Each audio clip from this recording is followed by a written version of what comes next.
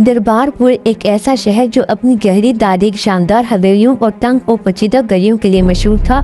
यहाँ जिंदगी का हर लम्हा एक कहानी सुनाता था। सुबह होते ही मौज़िन की पुकार गूंजती, पुरानी मस्जिद के गुंबद पर कबूतरों के झुंड उड़ान भरते और तंग गलियों में चाय के होटल से उठती भाप और तले पराठों की खुशबू हर सू फैल जाती।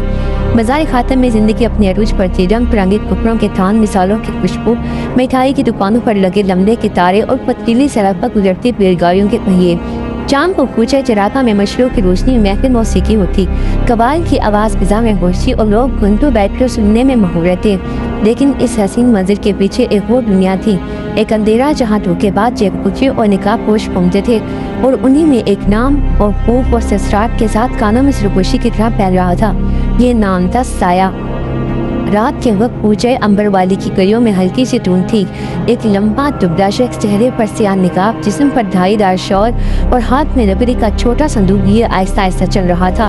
उसके चाल में ऐसा सुकून था जैसे वो हर कदम सोच समझ कर रख रहा हो। वो सीधा हाजी नज़ीर के सुनार खाने पर पहुंचा। हाजी नज़ीर, जो शहर के सबसे बड़े सुनारों में शुमार होता था, इस वक्त हिसाब किताब में मसरूफ था। साया ने नरमी से कहा, अस्सलाम वालेकुम हाजी साहब। हाजी नज़ीर ने सर उठाकर जवाब दिया, वालेकुम सलाम, आप कौन है साहिब? साया ने संदूक खोलते हुए कहा, मैं ताजिर हूँ, सफ़र में हूँ, मेरे पास एक चीज़ है जो आपकी तकदीर बदल देगी। संदूक के अंदर सब्ज रोशनी चमक रही थी। जुमट का एक बहुत बड़ा और खूबसूरत पत्थर, जिसके किनारे सोने की बारीक जाली में जकड़े थे। हाजी नज़ीर ने हैरत से पूछा, ये कहाँ से आया है? साया ने बताया, नवाब भोपाल के खजाने से। हालात ने मजबूर किया कि बेच दूं, आपके पास आया हूँ क्योंकि आप इसकी कदर जानते हैं। हाजी नज़ीर का दिल मचल गया। कुछ देर सौदेबाजी हुई और आखिरकार 500 अशरफियों पर सौदा तय पाया। साया ने अशरफियाँ संदूक में रखी, हाजी से मुसाफा किया और धुंध में गायब हो गया। अगली सुबह हाजी ने पत्थर को करीबी शहर में जाकर जांच करवाई। जवाब आया, ये कीमती ज़मरद नहीं बल्कि रंगीन शीशे का टुकड़ा है। ये साया की पहली वारदात ना थी, वो ना आखिरी। शहर के लोग बताते हैं, कभी वो हकीम बनकर जुड़ी बुड़ियाँ बेचता, कभी दरवेश बनकर दुआएं देता, कभी भिखारी बनकर सोना चांदी इकट्ठा करता और कभी किसी चबड़े में मुसन्निफ बनकर रिश्वत लेता। वो एक रूप में ज्यादा देर तक नहीं रहता था। उसका सबसे बड़ा हथियार उसका बदलता चेहरा और मीठे अल्फाज थे। और सबसे दिलचस्प बात है कि आज तक किसी ने उसका असल चेहरा नहीं देखा था।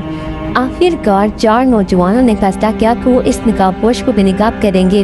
उनमें एक था यासिर, एक किताब फरोश, ज़हीन और चालाक, जिसकी किताबों में तारीख और जुर्म के किस्से भरे हुए थे। दूसरा था बाबर, पहलवान, तेज मजाज, नाडर और जिस्मानी ताकत पर फख्र करने वाला।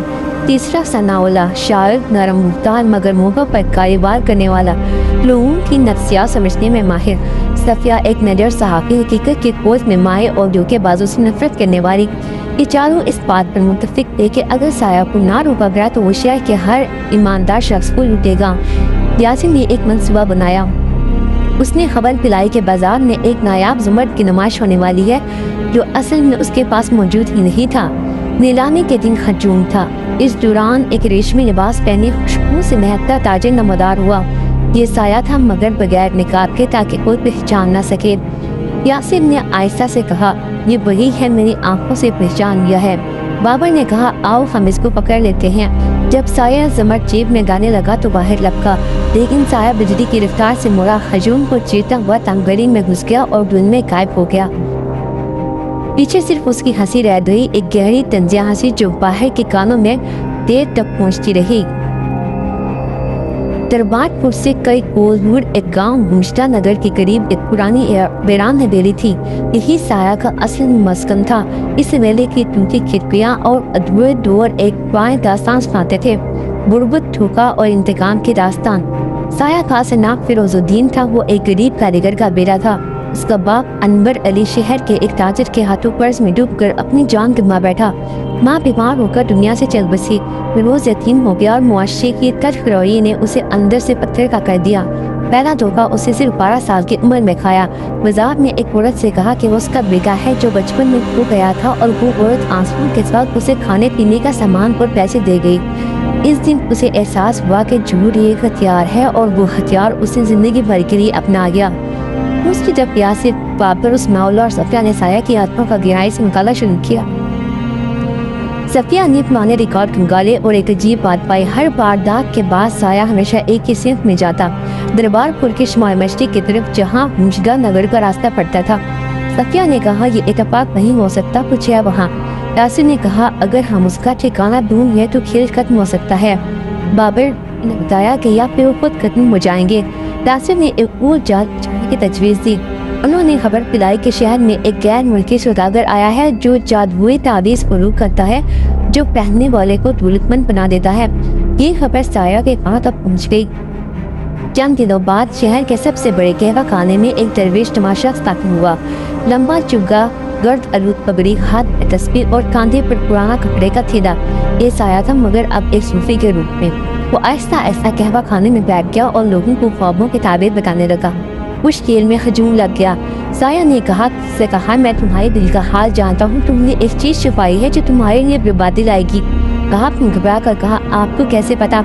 साया ने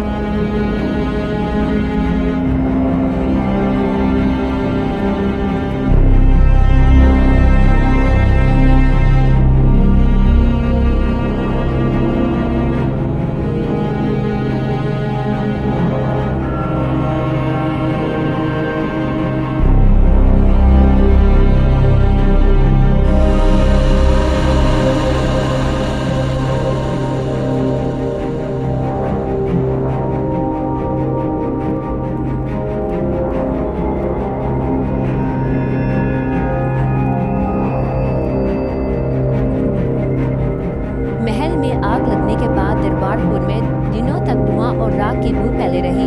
नवाब फिरोज शाह ने दावा किया कि उसने अपने खजाने को बचा लिया है, मगर हकीकत ये थी कि कई कीमती जवाहरात और नवादिर गायब हो चुके थे। महल के खादिम चुपचाप सिर झुकाए काम कर रहे थे, मगर सबकी आंखों में खौफ और शक था, जैसे वो सब जानते हो कि किसी न किसी दिन साया फिर लौट कर आएगा। शहर के एक सुनसान किनारे पर एक पुराने कहवा खाने में एक लंबे कद शख्स बैठा था। उसके सामने भाप उड़ाती चाय थी और साथ एक छोटा सा कपड़ा जिसमें चंद नायाब जवाहरात लगे हुए थे। वो वही जवाहरात थे जो उसने महल की आग में दौरान चुरा लिए थे। वो आने में अपनी ही शक्ल को देखते हुए मुस्कुराया, ये चेहरा भी बदलना पड़ेगा, दुनिया को लगना चाहिए कि मैं मर गया हूँ। उसने एक छोटे आईने के सामने बैठकर अपने बाल मोड़े, आंखों पर मुख्तलिफ रंग के कॉस्मेटिक लेंस लगाए और चेहरे पर चंद नकली जख्मों के निशानात बना लिए। चंद लम्हों बाद वहाँ साया नहीं था, बल्कि एक नया शख्स जो शायद कभी किसी ने देखा ना हो। यासिर, सफिया, सनाउल्लाह और बाबर महल के करीब एक छोटे मकान में जमा हुए। उनके सामने वो खत रखा था जो सफिया के घर आया था। ये कहानी खत्म नहीं हुई। यासिर, उसने हमें चैलेंज किया है। सफिया, ये सिर्फ चैलेंज नहीं, ये दावत है। बाबर, हमें इस बार उसे पकड़ना होगा। अगर वो फिर गायब हो गया तो शायद कभी हाथ न आए। सनाउल्लाह ने कहा, लेकिन एक बात सोचो, क्या हम उसे पकड़कर सही कर रहे हैं या हम भी उसी के खेल का हिस्सा बन चुके हैं? ये सवाल सबके जहन में अटक गया, क्योंकि जितना ज़्यादा वो साया के करीब पहुंचे थे, उतना ही वो उसकी कहानी, उसके माजी और उसके ज़ाहिर से मुतासिर हुए थे। नवाब फिरोज शाह ने अपनी दौलत की हिफाजत के लिए शहर के बेहतरीन सिपाही, पहरेदार और जादू मुअत्तक का सहारा लिया, लेकिन उसके अंदर एक अजीब सा भूत बैठ चुका था। रात को ख्वाब में उसे लगता कि एक निकाह शख्स उसके बिस्तर के पास खड़ा है और उसके कान में कह रहा है, मैं तुम्हारे हुक्म को तोड़ दूंगा। नवाब की सेहत गिरने लगी, वो तन्हा हो गया और दरबारपुर में उसकी ताकत खत्म होने लगी। ये साया की सबसे बड़ी जीत थी। उसने दुश्मन को तलवार से नहीं बल्कि खौफ से शिकस्त दी थी। कुछ महीने बाद दरबारपुर से दूर एक बड़े शहर में एक नया ताजिर आकर आबाद हुआ। वो पुराने नवादात खरीदने और बेचने में माहिर था। उसके पास नायाब सिक्के, पेंटिंग्स और हीरे जवाहरात थे। लोग उसकी फिराकनी और शास्त्री की किस्से सुनाते थे। कोई नहीं जानता था कि ये शख्स दरअसल वही साया है। उसने अपनी पहचान, अपनी आवाज़ और हत्ता के अपने तरीके वारदात तक बदल लिए थे, लेकिन एक बात नहीं बदली थी, धोखे का खेल खेलने का जुनून। एक दिन सफिया इसी शहर में एक नुमाइश देखने गई, जहाँ वो नया ताजिर मौजूद था। उनकी नजरें मिली, मगर अगले ही लम्हे उसने मुस्कुरा कर कहा, खुश आमदीद बीबी साहिबा, आपने कुछ खास तलाश करना है। सफिया खामोश रही। वो जानती थी कि ये खेल अभी ख़त्म नहीं हो और शायद कभी ख़त्म ना हो। लालच इंसान को अंधा कर देती है, चाहे वो कितना ही समझदार क्यों ना हो। दौलत की हवस उसे गलत फैसले करने पर मजबूर कर देती है। धोखा वक्ती कामयाबी देता है, मगर देर पा सुकून कभी नहीं देता। इंतकाम इंसान को अपने असल मकसद से भटका देता है। बिल आखिर आप अपनी शिनाख्त को बैठते हैं। हकीकी ताकत खौफ में नहीं है,